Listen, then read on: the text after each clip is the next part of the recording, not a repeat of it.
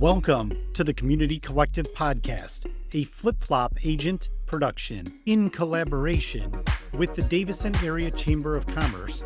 I am your host, Johnny B. Good. All right, welcome back to another episode of the Community Collective Podcast.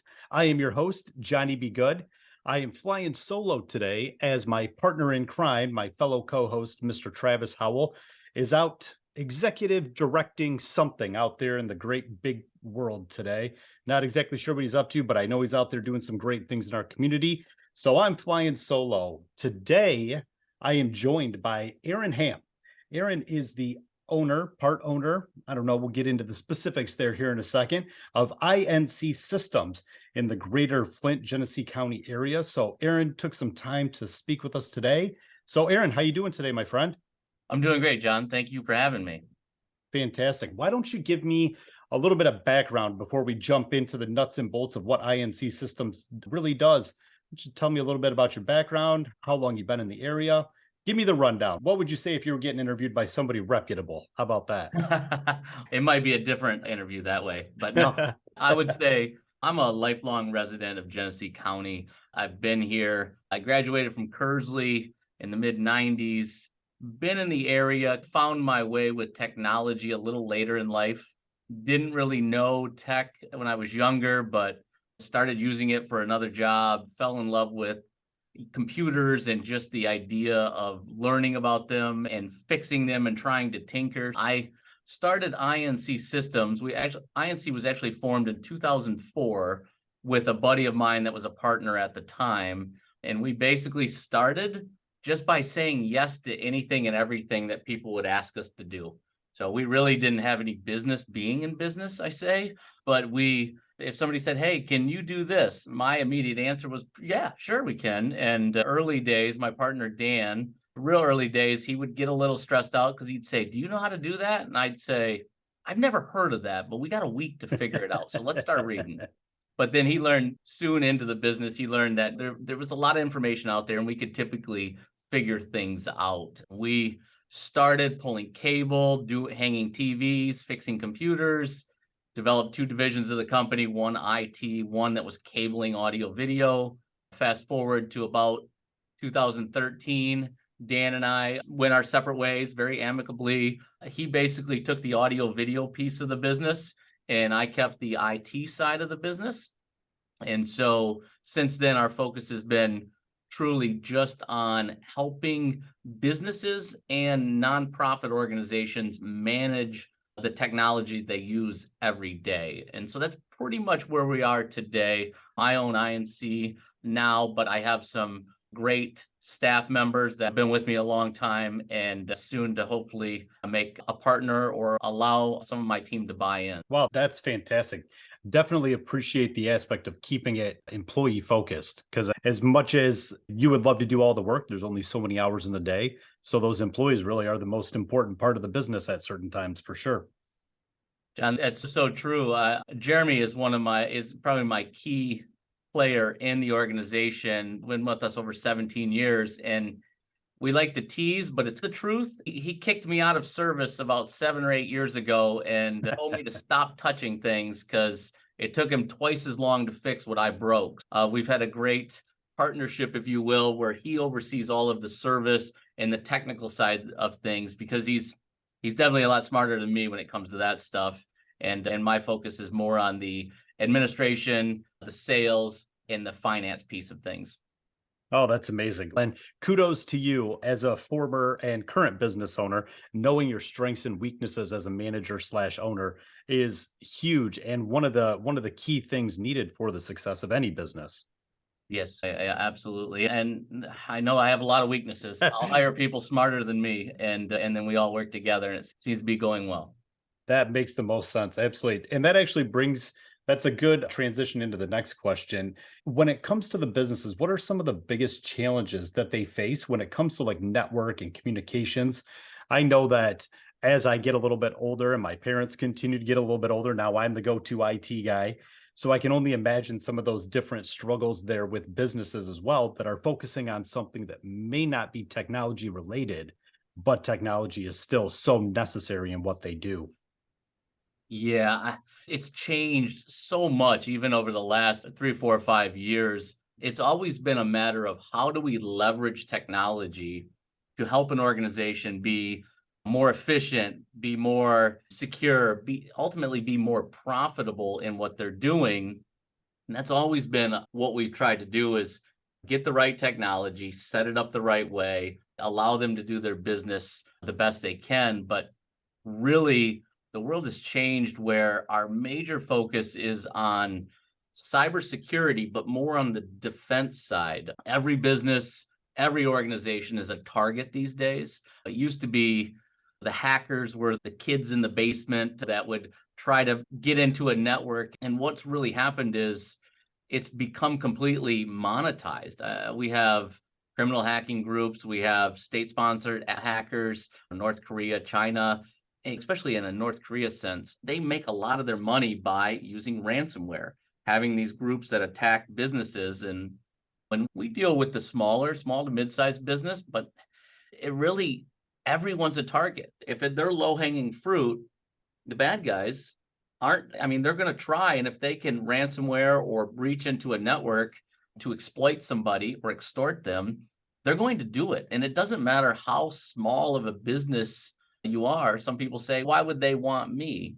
It's basically, if you leave the front door unlocked, they're coming in and they're looking around. And if you have something to steal or exploit, they're going to do that. So our business is truly focused on that keeping the data safe, keeping the businesses functioning and working. Of course, we're still managing all of the assets and the technology and trying to create efficiency and helping companies leverage this technology for their business. But it seems like our major focus is just keeping the information safe. Yeah, absolutely. And even the government has started passing more and more laws about the client safety, the citizen safety, because our information truly is everything. As we continue to move towards a digital world, all of our information becomes that much more exposed online. So you guys really can be the front line of defense, because I know that if it were my business, if I don't have the proper security in place, now my clients are looking at me as a business owner. Man, if this guy can't even keep my information safe, now what? Can I actually trust him to sell a home or do whatever? So I think there's a lot of value in what you guys are offering. Yeah, the reputation, even if you weren't even doing anything to become a target and you were compromised in some way, or one of your employees maybe clicked the wrong thing or did the wrong thing inadvertently, that goes a lot against your reputation. So when you say that, John, you're so true that yeah, there's monetary and there's problems and all of that, but man, if you get your reputation tarnished, that's Mhm. a hard one to come back from. Yeah, absolutely. Absolutely. Now, let's go back to the genesis, to the beginning of INC systems back in the early 2000s. Can you tell me a little bit about your experience starting a tech company that focused on supporting other local businesses? And how did you identify this as a need? You said it wasn't originally one of your main focuses. So what pushed you in that direction?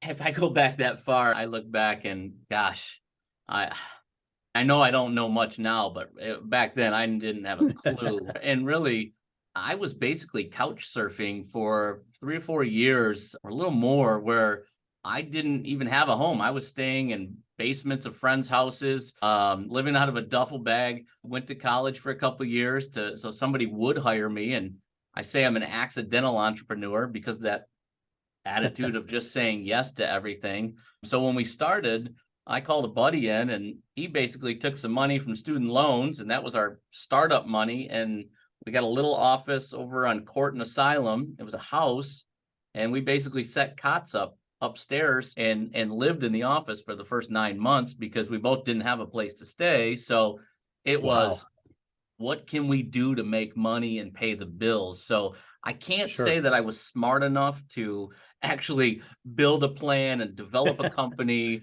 I wish I was like that. I've heard such great stories, but I just love tinkering and helping people.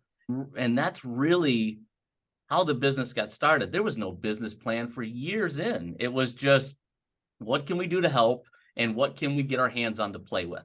And that's truly the very early years of the business. But then as we started hiring people, it forced me, it gave me that accountability that it wasn't just me, and Dan anymore. It was, we had responsibility to our staff. We had taking on bigger clients. We had responsibility to the clients.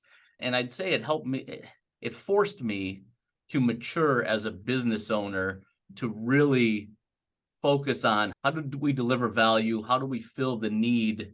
And I think probably the most important thing was, instead of doing everything for everyone just to make payroll each week, it was, what we need to narrow our focus and do one thing exceptionally well and stop doing all the stuff that's a distraction. When Dan and I parted ways, he took over the AV side of the business, and it took a few years, but we got rid of the residential support. We got rid of the drop your computer off at our office, we'll clean the virus type stuff. Stop pulling cables, stop putting TVs on the wall, and said, we are just going to help those businesses. And really, we've become really big in the nonprofit space as well.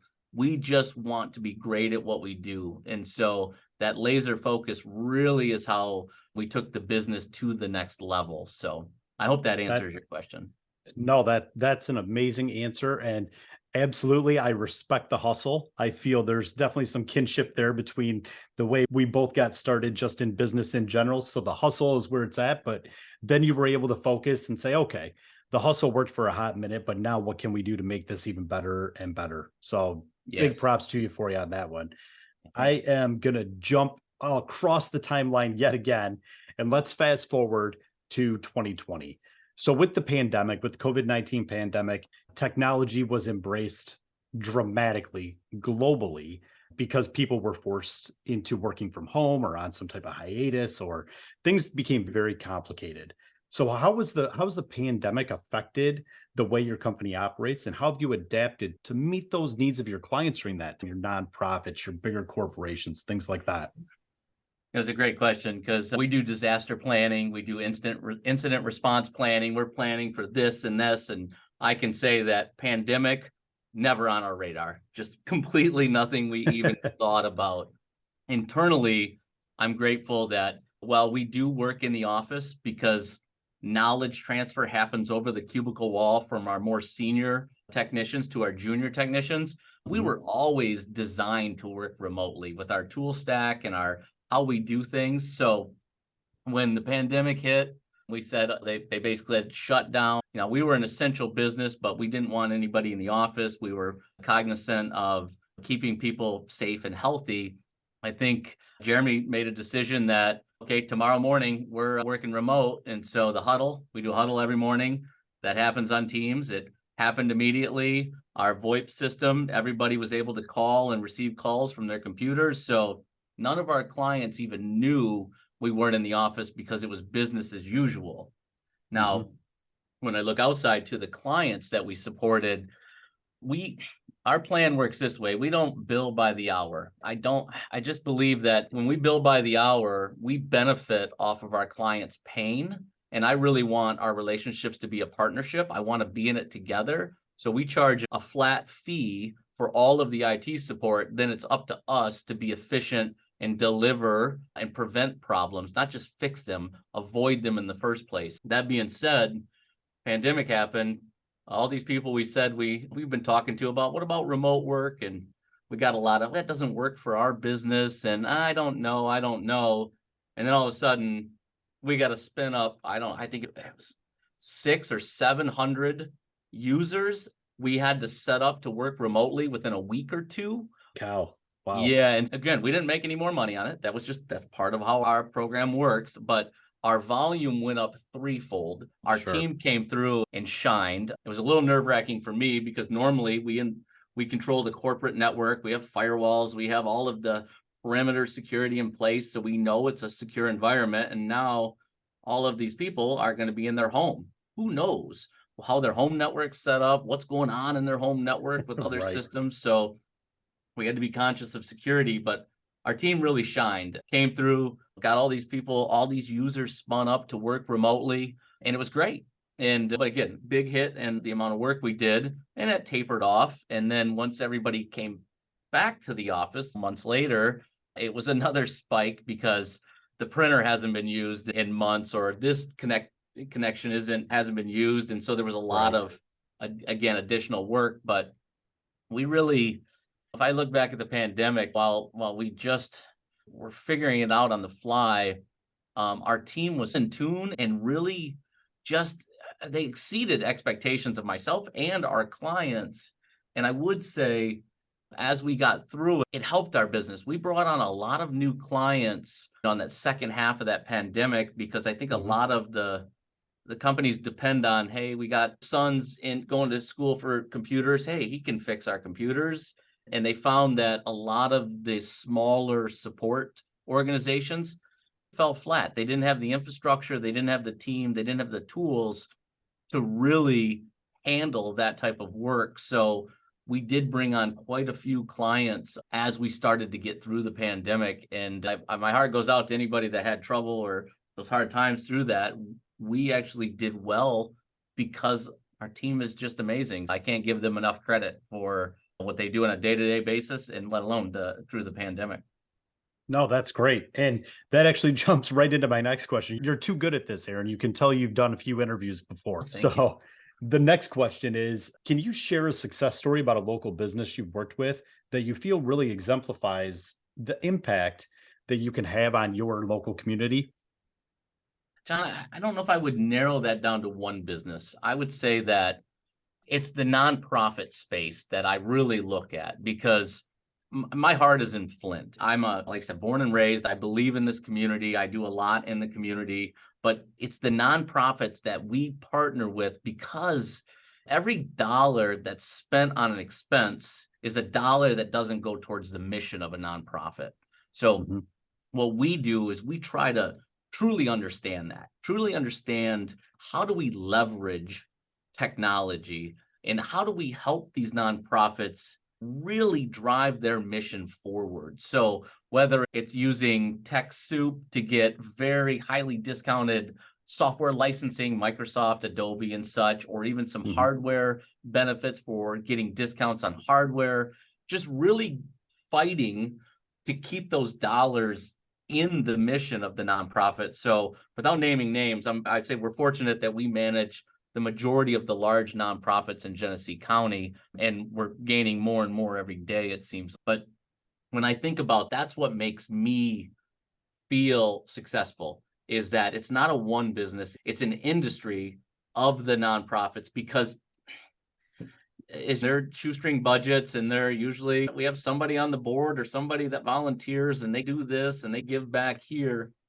But Yep. in this day and age, technology cannot be managed that way. It needs to be, it's so intertwined into everything we do. It just can't be just piecemealed. It needs a full strategy. We plan budgets out for 3 years and we talk to clients about, hey, next year we need to upgrade this. Next year, we're very cognizant of where the money goes and how we do things. So I think that would be the answer I would give is I'm just grateful that we have the ability to give back and to do that type of stuff for these nonprofits in our community.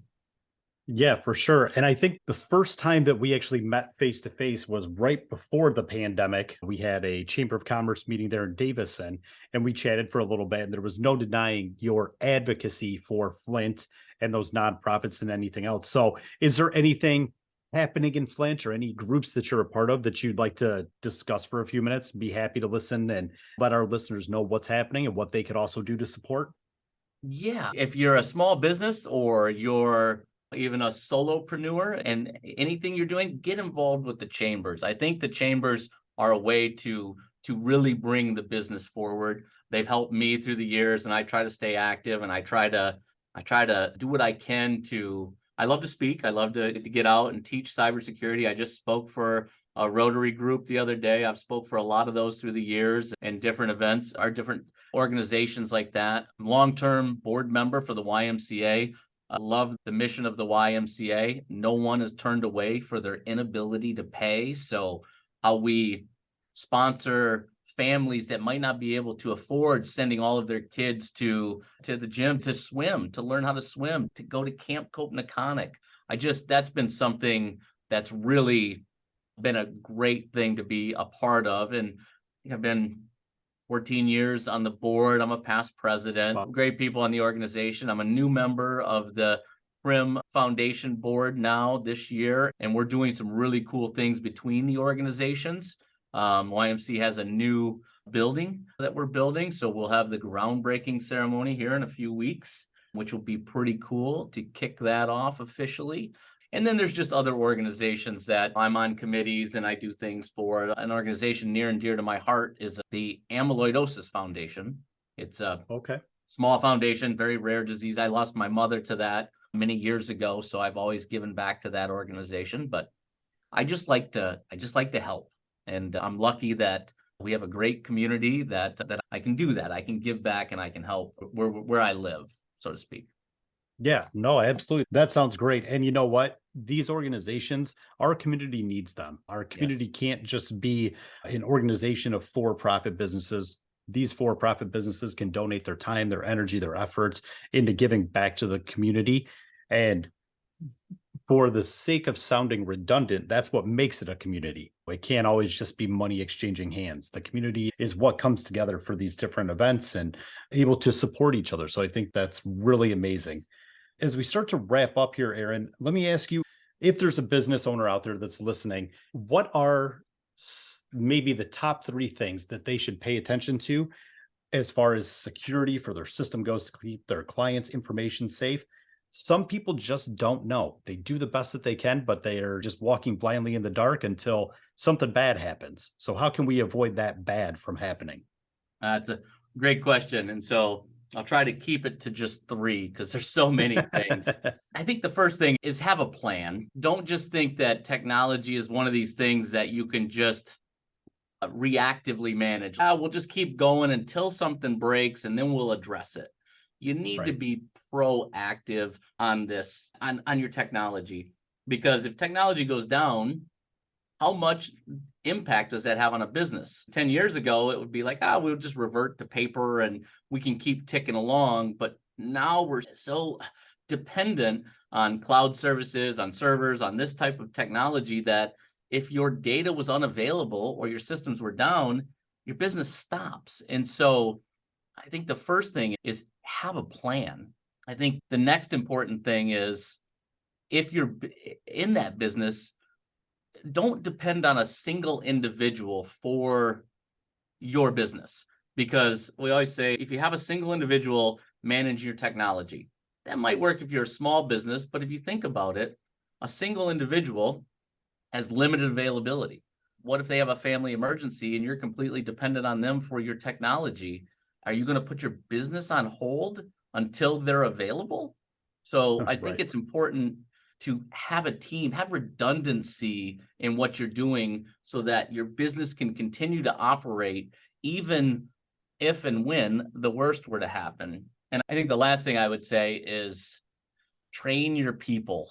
In this day and age, it's the people that are causing most businesses to be compromised or breached or have something happen, because it's social engineering, it's phishing, it's spear phishing, it's targeting your people. I always say, and I probably say this too much, but we can put the security of Fort Knox around your network.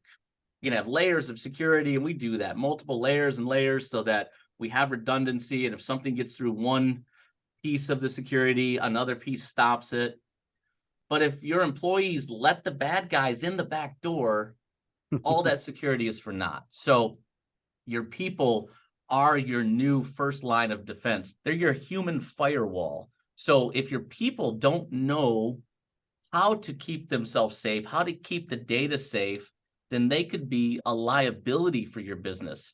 Our people are our biggest asset.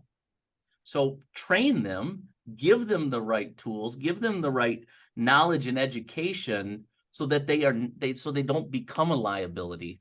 So I think, in summary, those are the 3 things I would say. Have a plan. Don't count on one person for all of your tech needs, and train your people.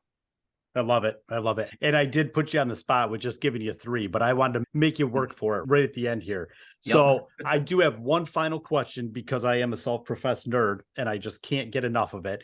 Okay. When it comes to AI, so we're talking OpenAI, Chat GPT-4, Bard AI, these large language models, things like DALL-E and Midjourney and whatnot.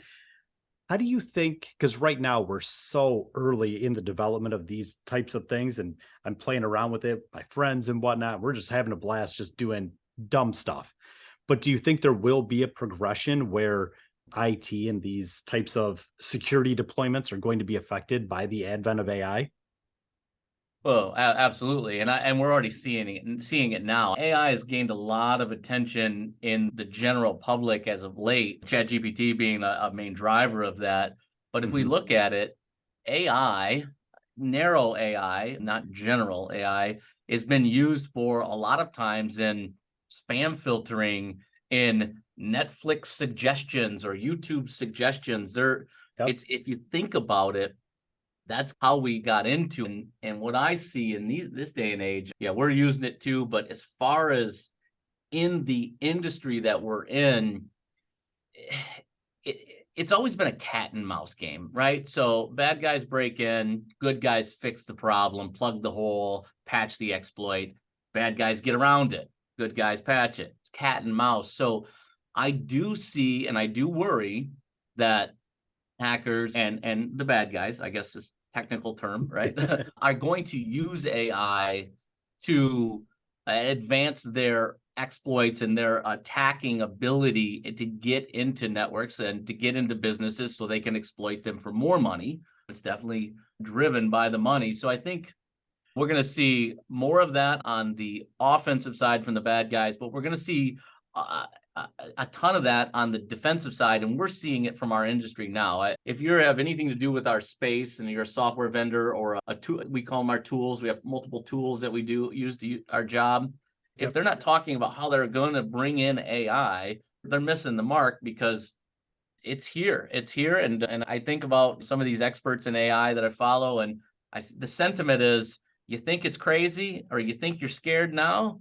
Wait 6 months. That's just Right. what it comes down to, is just wait 6 months because it is moving along at a crazy clip. And I don't know. I don't predict the future, that's for sure. But I'm going to try to look at it with a silver lining and how we can use it to our advantage and not be completely scared out of my mind about what could happen. Like I said, I'm going to try. There you go. There you go. I'll take a line out of one of my favorite Reddit threads. I, for one, welcome our robot overlords. Just tell me what you want me to do. So, Aaron, Get that on record now, so when they yes, come for you, you can cite that, right? yes, I will be known as an advocate. So There you go. they can treat me like a pet. So, Aaron, thank you so much for taking the time today, man. What a great interview. I will have all of your contact information in the show notes because I think you have such an integral business that is so important to so many of our local businesses. And if you don't make it a priority now and be proactive about it, you're going to sadly be reacting to something and you're still going to have to deal with it. So better to do it on the front end than on the back end. And John, I like I said, with Jeremy kicking me out of service many years ago, my job is to talk to people, and I encourage people to reach out. We'll have a conversation, what we might recommend, what we might be able to do to help. I'm not somebody that wants to charge money for a conversation. I just want to talk about it, see if there's an opportunity. If we can help, we will. If we can't, we will always point someone in the right direction to get what they need. That's amazing. Aaron, thank you so much, my friend. I can't wait to get over there to the office, check out the new studio you have going on and all the other good things you're doing over there at INC, man. So thanks so much for taking the time today, bud. Yes, thank you very much for having me. I appreciate it.